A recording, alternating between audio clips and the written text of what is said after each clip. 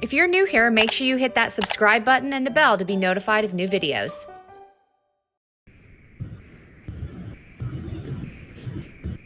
Hi, everyone. Awesome. Well, thank you so much for joining us. My first question is, of all of the different trolls in the Troll Kingdom, which troll do you relate to the most? Oh, wow. Well, I would say it's a 55-way tie for first. And then in second place would be the other half of my troll. I don't want to reveal. Are we allowed to reveal? I won't reveal, but I have a very tight friendship with one of the trolls. We are very good friends and spend too much time close together. I would say that person/troll was my favorite. Hi, I'm right here. Thank you so much for doing this. The world could really use a good laugh right now, so we appreciate all your work and contributions. My question is about your creative approach to your character, and I read that you enjoyed improvising a lot, and I wondered, what did that look like in the context of animation, where you're not getting to work with other actors necessarily or in front of a microphone? Well, what's really fun about it is there's no limits. So you can really say anything. You can make any kind of weird, strange, sassy move that may bring a very unexpected sound out of your mouth hole. So in this way, it's very easy. And there's nothing like this difficult to make a mistake, or if you want to try something new, you just say flippity flop. And they're like, great, that flippity flop makes no sense. Try something else. And it's very easy to do. With like live action, everyone has to move the cameras. This is still how they work, by the way. And so then you have to like try that. But with this, it's very fun because animation, you can experiment all the days away. And it's easy and cheap. So I want to know what it feels like to be a part of this iconic franchise. I feel very, my most favorite thing is to be a very tiny component in a very large and sassy system. So as a child, I played basketball and I was usually terrible, but it always felt great to like pass the ball into the court and then someone would make a 3-point dunk or something.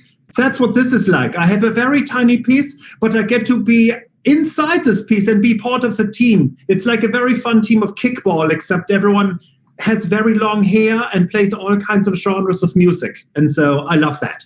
Hi, Flulas. Did I say that right? I've been practicing. Flula, right? Yeah, and you are Amundu? Amanda. Amanda. Okay, got it. Yes. Well, thanks for joining us. Now, your character has like accent. Just a little bit, right? Just a little bit. Just a tiny bit. I was expecting you to come. Yeah. How do you prepare for that? Because listen, I try to do an accent and they all sound the same. So maybe we need some tips but I just want to know how you prepare for that. Well, the wonderful thing is, I think they were like, hey, do you speak German? And I said, hello, yes. And then they said, do a German accent. And I said, this is my accent already. They said, great, you're hired. And I said, great, please let me do it. And so I did it. So yes, Amanda, if they had said, hey, listen, Flula, play a hillbilly countryman, I would be fired. In 8 seconds, they would have terminated my employment. So I'm very happy I am German and they made me a German person or Austrian, who knows? Hickory and dickory, who knows? No one checks passports. Anyway. Thank you. Yeah. I want to kind of piggyback on, we're talking about you improvising. I know that when they let you go free in the booth, a lot of really good stuff ends up on the cutting room floor. So I'm wondering, do you have any favorites that didn't quite make it through, where you were like, I was just really on and super funny there, and I can't believe that didn't make the final cut? Well, first, Amy, I want to clarify when you said when they let you go free in the booth, that means I'm still fully clothed. I think there's nothing weird. This is just, you can say what you like, just for clarity of everybody. Right. That's what this phrase means. So, Amy, what is very fun for me is I like to just, like when you plug into the Matrix or something, I just go into the booth and then I say a lot of crazy things and then I have amnesia. They give you a bagel or a cupcake afterwards. The sugar rush eliminates all memories and I do not remember anything. So I can tell you, as I watched the film, I had no memories of the things they had recorded. It was a fun surprise. I was like a spectator who had no clues. Awesome, thank you. Closed during recording. Right. Okay. Thanks. Hi. Okay. So, kind of touching on what Amy just spoke about in the booth or the box, bloopers are a favorite part of like every movie that I watch, and you and your character are very funny. So, do you have any moments while you're like improving that you just like burst into laughter? Like, would there be bloopers? Like, tell me a little bit about that. Yeah, so as I was watching it, there was a phrase I said that I know that I usually say this phrase if I drop like an ice cream snack or if I look at my refrigerator and I hit my head on it. And so I knew that this was something, I don't remember what happened in the booth, but they used a weird accidentaling phrase that I like to say when accidents happened, and they used it. So they actually used my bloopy. Who knew? My 11-year-old was showing me your IMDb page, and he was obsessed. He was like, oh my God, he was the voice in this. Oh my God, he was the voice in this. Oh, I watched this episode. So he wants to know, how do you know what a character sounds like? Do you see a picture of it and you figure out the voice from there? Do you read the script and make it up in your head? What's your process? That's really fun, Sarah. What a great question. From your son? From my son, yeah. Oh, I like it. Nice work, son of Sarah. I can tell you it's a little bit you don't know. I think sometimes it is if they show you what you would look like. Sometimes this can help you. But other times in projects, they just say, hey, this person is these personalities. And then you do it. And then they show you a photo and you are so wonderfully happy because it does not match. And sometimes this is the best. You know, I love like a tiny seahorse that sounds like a drill sergeant. Like, I love this. And you would not think, oh, I should be a very rude and angry seahorse, because everybody knows seahorse is very kind. So yeah, it depends. I guess it's always different. Thank you, son of Sarah. What a wonderful question. I was watching some of your most recent, the quarantine homework videos that you did to help out with math, and I hate math so much. I married an accountant, so I didn't have to do anything that has to do with math. Wow, okay. This is a very long way to go to just hate arithmetic. Okay. Yes. Okay, but sorry, that's my kid who's in here. So my question is, what is your favorite kind of math to do? Because you do really complicated stuff. I would say I love geometry very much, Bert, because I like to see things and then I can just draw it and make it sassy. Many maths are like, oh, just do it because it sounds good. Or I believe in division. Like, what? Draw me something, make a circle. I like that. Are you in real life a yodeler? And if you are, what's your favorite yodel? Is it called a yodel? Yeah, sure. Yeah. So I think everyone is a yodeler if they want to be, just like everyone's a DJ. Do you own a thing that plays music? Great. You're a DJ. Have a diploma. My favorite thing to yodel, I would say sometimes is like early Madonna. You know, I think it's very fun. You know, this used to be my playground. Very fun to yodel. You know, or sometimes Vogue. If you yodel Vogue, let me tell you, the neighbors will complain. So can you yodel a little bit? Because I'm a screamer. I'm always screaming at my son. So if you can yodel a little bit, that'd be great. Yeah, sure. That was Creedence Clearwater Revival's Susie Q. That was awesome. Thank you.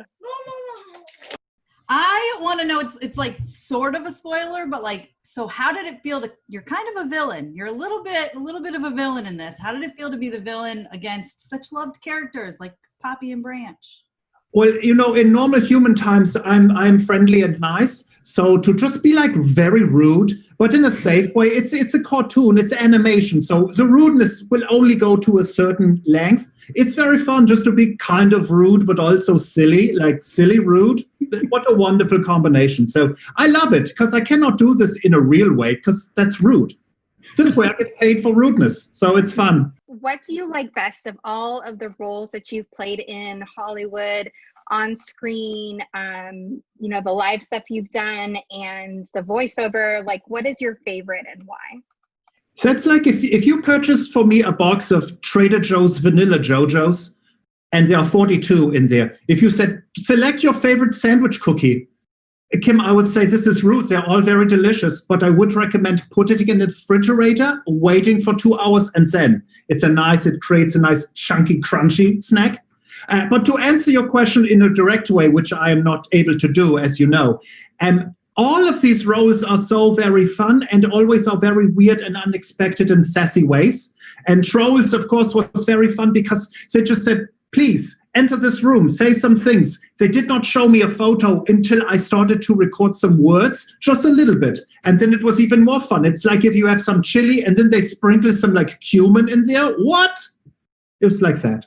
First of all, you're absolutely a joy. I can't stop laughing. So I'd love to know, piggybacking off of your favorite past roles, is there any roles in the future that you would love to play? Is there a special character that you have in mind, a special franchise that you would love to be a part of, anything like that? Yeah, thanks, Megan. So one dream for me is my most favorite film is Die Hard, which is a film with a Bruce Willis. And there is a bad guy named Hans Gruber in the movie. My dream is that Gruber has a prequel. I mean, Die Hard has a prequel, and it's called Gruber, and it's like just 2 hours before Die Hard starts. So that's my dream, is to play Hans Gruber in the Die Hard prequel.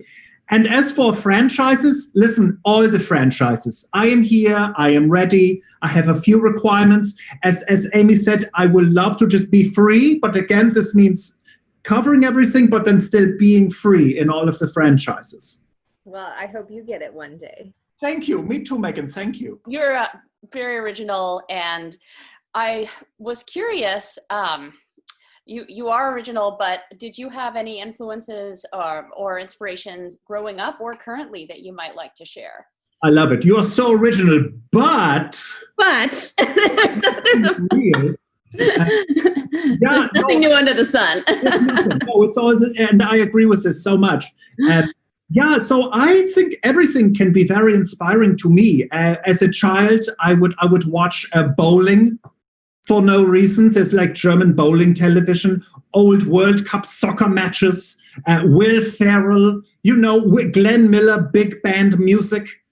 No, all the things have something that can, like, inside your brain spark maybe a nice, fun idea. I have a neighbor, and he likes just to blow the leaves very loudly every 2 days for 8 minutes. We don't need it. There are no leaves, but he still blows them every place. I think this will inspire a fun techno song for me. He doesn't know this, but still it's inspiring. So you're obviously not rude in real life because you've been amazing and you're funny, but you do play those characters well, like in Pitch Perfect 2. Just saying.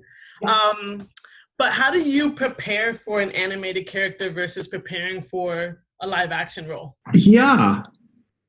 Well, I will say, so in the live action time, you have some people that are with you inside in the real moment. So if I'm rude in this movie, if I'm rude to rebellious Wilson, well, she can be very rude to me in return, and then we can have a nice little fun, who knows what this is, some exciting conflicts. But in the animation, you kind of are just doing it inside your own brain and creating these things as you go. Just like when you are a child in the backseat of the automobile as mama's driving and the cars are coming the other way, I was always pretending I was a man jumping over the cars as they did that.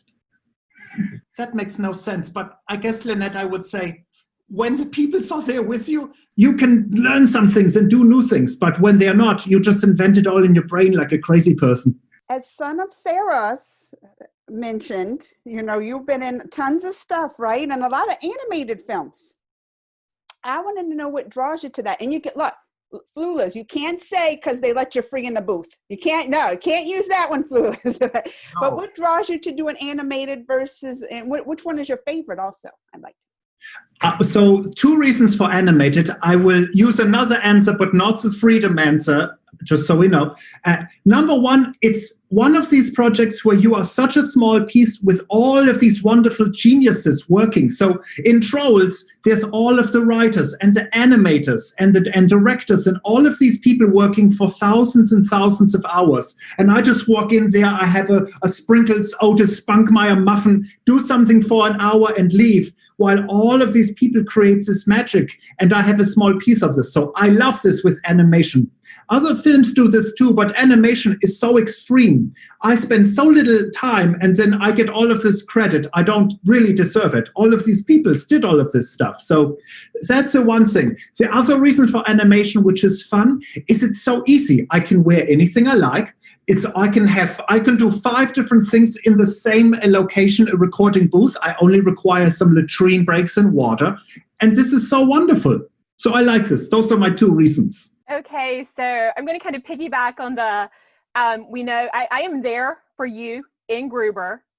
I actually want it to be animated. I think that would be perfect. Oh, I love this. Thank you, Amy. But also I want to kind of hop over to, so we talked about your like dream role in a movie. I want to hop over to YouTube. You do so many amazing collaborations on your YouTube channel. Okay, I want to know, who is your dream collaboration on YouTube? Wow. My dream collaboration. There are many of these. One man, may not make some sense, but there is a man called Destin, and his channel is called Smarter Every Day. He is a giant, wonderful scientist man who likes to do things in very slow motion. We have worked together one time, but I know you say dream. My dream is let's work together 2 times. That's a dream. I did a slow motion beatboxing video with him, but my dream now is to fly to his home and do the 1812 overture with cannons in slow motion. You have such amazing energy and are so talented. I just want to know, because I'm a big believer in like self-care, and I teach also like other than blogging, and it's really good to ground yourself and to like kind of have that quiet time. So what do you do like in your personal time to kind of find that time? I love it. I have a thank you journal. So every day I write 3 things that I am grateful for every morning. They are usually some of these are stupid, like thank you for not breaking my bones yesterday during that silly hop that I did over the stairs. I thank you for the orange juice. Some of these are very silly. Who cares? But they are real. I'm still feeling some grateful times for this. So this is number 1. Number 2, I like to just stare outside at like animals and trees. There's so many lessons that we can take out of it. Courage, inclusivity, acceptance. What is one of the biggest lessons you got from the movie? Well, you touch on it. I like that the film shows a large, wonderful diversity of genres, of characters, and a wonderful acceptance of all of these things. I think now, in more than perhaps ever time in history, it's fun to really bring forward these kind of values. And so I love that. I think that was a wonderful way to communicate these. And also there's some dope music in there too, which I also enjoy very much. But I want to know, I used to live in Germany, so I want to know, what is the German food that you miss the most? Where did you live? Ramstein. Ramstein, or yes. Ramstein, sorry. Yeah. The air base. Yes. Yes. Yeah, I've been there. So, yeah. Okay, my most favorite is it's a Linzer-Torte. It's a tort. I think you call them torts in here as well, but I think it's also like a law thing, like torts. You don't tort reform. It's about pies. It's a pie that has this on the top. This is lettuce. Not the first time. Yeah, exactly. Not lettuce. You said lettuce? No, lattice. Lettuce. No lettuce on this pie. It's not a tort. Yeah. So no lettuce, lots of whatever that you said, and some jam inside. It's got some jam, some cinnamon. It's like Oma makes. I love it. That's what I miss. Your character, what is it you would like your audience goers to learn from your character, and what is it that you loved about your character? I love that my character was very small, because I am of above average heights and weights. So it was very fun to play like a tiny thing that can be loud and energetic. And then, I forgot the other question. What did I learn? Well, what would you like your audience goers when the kids are watching it? What is it you would like the kids to learn from your character? Oh, I said sometimes it can be fun to be sassy. You don't always have to be super friendly. Like, be a little sassy, it can be fun. Okay, I have kind of a weird question. So. Right. My 7-year-old daughter begged me to ask this question. Okay. She really wants to know if you had any input in being the butt. Oh, if I was did I have an option with the booty? Yeah. Well, Tessa, I did not, but I was very much like, please bootify me.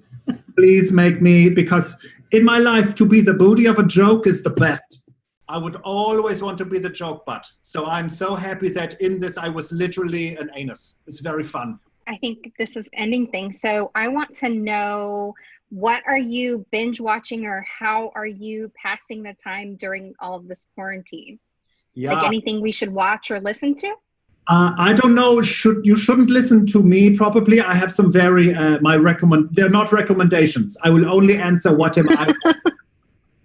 So I'm watching lots of NBA Who is the Greatest Player of All the Times videos, just watching those on YouTube. I'm watching a show called Atlanta, which I was just now catching with. So I very much love this show, very much like Keith Stanfield. What? This man, I mean, genius. And also a German show on Netflix called Dork. D-A-R-K, hard to say, but it's like a Stranger Things meets West Germany or East Germany, just Germany. I say West because it's 86, so it's pre-wall. But anyway, yeah, those are some things I'm watching. Thank you so much. Thank you so much. Thank you so much.